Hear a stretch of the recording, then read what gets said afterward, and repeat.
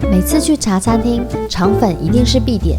现在在家用米纸也可以做出类似的口感，还更 Q 弹呢。赶快来做看看吧。Hello， 我是 JJ， 有米纸的赶快拿出来。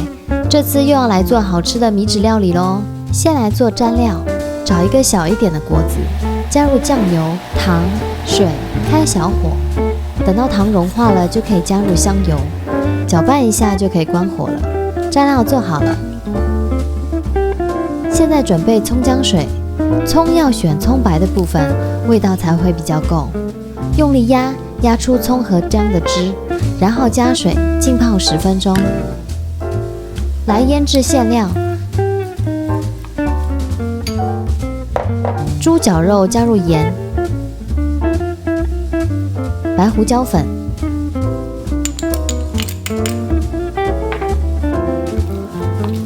葱姜水搅拌，像这样把水全部拌进肉里就好了。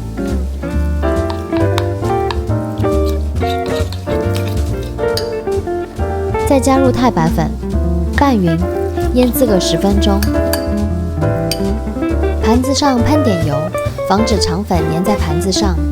米纸沾水，不要泡太久哦，有变软一点就好，不然太软的话呢，容易粘在一起，没办法铺平。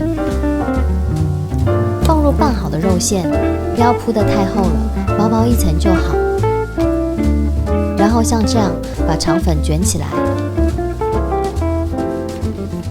就可以放在盘子上了，一盘刚好可以放4个。来蒸肠粉啦，蒸汽出来后就可以放了，蒸8分钟。传统的肠粉是用米浆和陈面做成的，因为形状像猪肠，所以被称为肠粉。据说肠粉从清朝就有了，大多都是咸味的。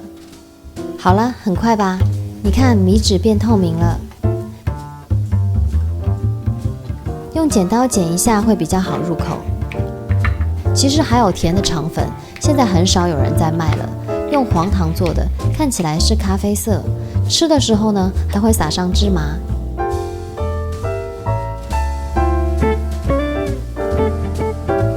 肉馅很嫩，表皮很 Q， 加上甜味酱油，好想再来一份哦。想要收看更多食物小知识，记得按赞、订阅和开启小铃铛哦。拜拜。